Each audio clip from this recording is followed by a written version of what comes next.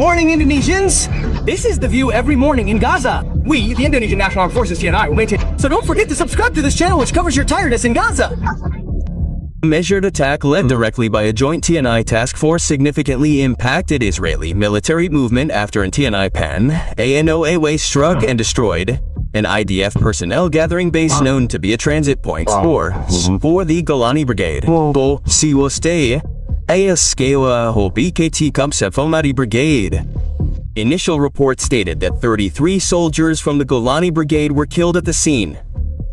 Several others were seriously injured by a subsequent explosion triggered by the impact of the combat vehicle. This operation is considered one of the most effective suppression actions carried out by the TNI in coordination with Allied forces in the conflict zone. According to field information, the personnel gathering base was used by the IDF to reorganize troop distribution, change combat rotations, and prepare Golani units for further operations. The complete destruction of the facility drastically disrupted IDF command lines and consolidation. This destruction also caused internal panic because the location was considered a safe zone before soldiers were redeployed to the front lines. Military sources confirmed that the PAN Anoa entered the target sector after receiving new intelligence regarding IDF troop concentrations in the area. The decision to directly penetrate the base using armored vehicles was made to ensure maximum shock and disrupt the Israeli forces' coordination chain as quickly as possible. The immediate impact of the operation resulted in several IDF sectors losing much-needed reserve elements and rotational support. The IDF has not yet issued an official statement regarding the incident. However, several reports from local sources indicate increased medical evacuations and the securing of damaged areas. International defense observers believe that the success of this attack could change the IDF's operational pattern in the sector due to the loss of a strategic consolidation point. Visual authentication of the scene also shows that most of the base's structures were leveled after being hit by an ANOA panel and by a series of explosions from within the facility. This operation marked a significant increase in the Indonesian National Armed Forces' contribution to regional stability and demonstrated the capabilities of Indonesian-made combat vehicles in confronting modern military infrastructure. The following chapters will outline the chronology of the operation, coordination between units, and the strategic impact on IDF troop movements in the region. The chronology of the TNI-led attack on the IDF personnel gathering base began in the early hours of the morning when TNI reconnaissance units confirmed intensive movement by the Golani Brigade within the facility. Intelligence received indicated that the location was being used as a consolidation point before troops were deployed to Gaza's eastern defense sector. This information served as the basis for prioritizing targets and confirming the need for a direct attack to disrupt Israeli troop deployment as quickly as possible. The initial phase of the operation began with remapping a safe route for the Panar Anoa, which would be the primary unit in the penetration. The route was selected based on enemy visibility, the likelihood of surveillance sensors, and the risk of active mines.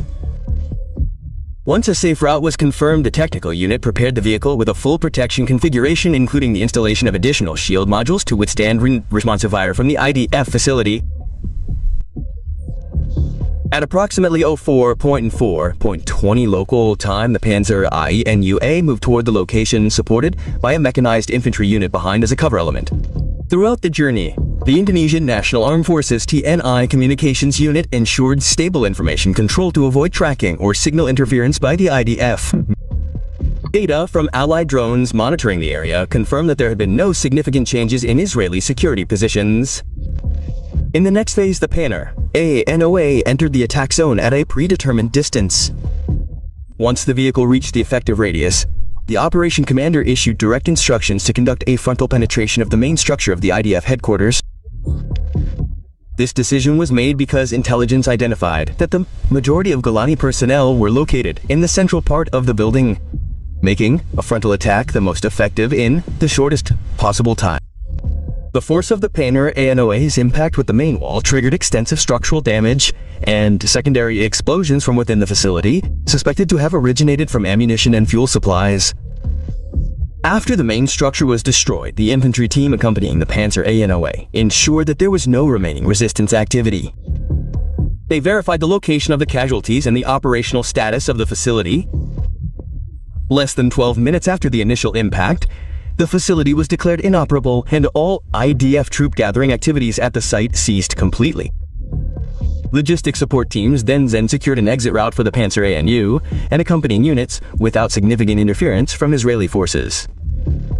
This chronology confirms that the operation proceeded according to the initial plan without major disruption and demonstrates the meticulous coordination between the field units and the intelligence system. The impact of this chronology will be seen in the next chapter, which describes the changes in the IDF's operational flow.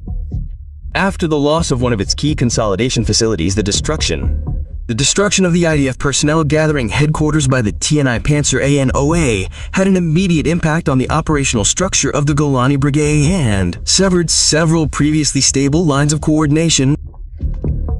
Data compiled from various sources indicates that the loss of 33 Golani personnel in a single incident forced the IDF to rapidly adjust troop distribution, particularly in sectors that rely on routine rotations to maintain combat consistency.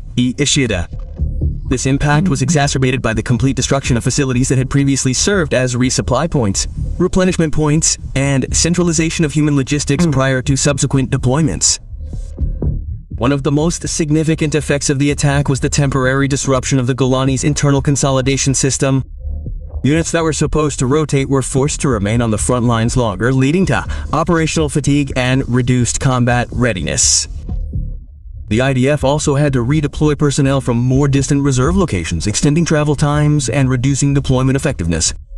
These changes disrupted the IDF's previously stable pattern of rapid response to the dynamics of combat.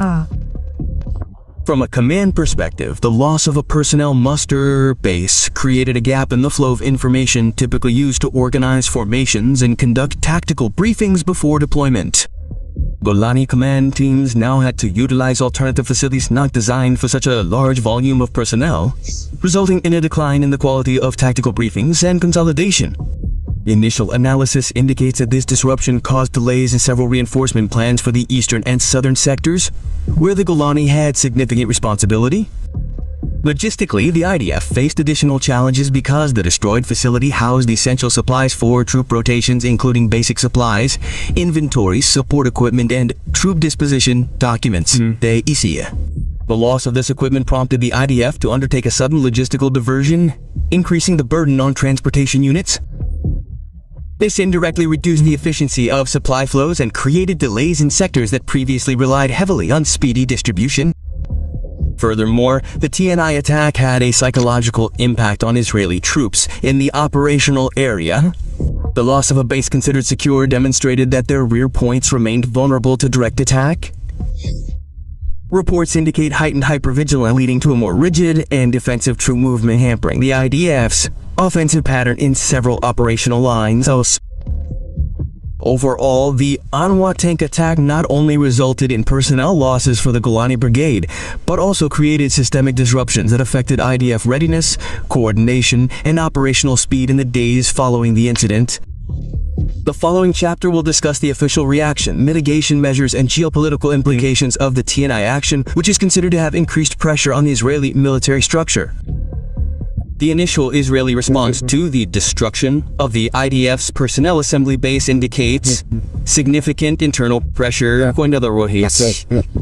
of the latest report, the IDF has not issued a comprehensive statement regarding casualties or damage to facilities. However, local sources and several international media outlets noted increased medical evacuation activity, securing the affected area, and efforts to collect structural data.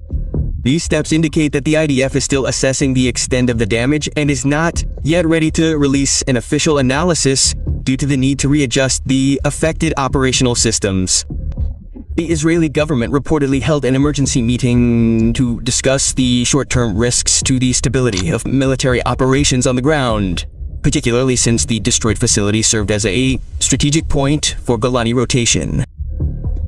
Several local officials assessed that the loss of 33 soldiers in a single attack increased domestic political pressure, given that the Golani Brigade is an infantry unit with high symbolic value within the Israeli military structure.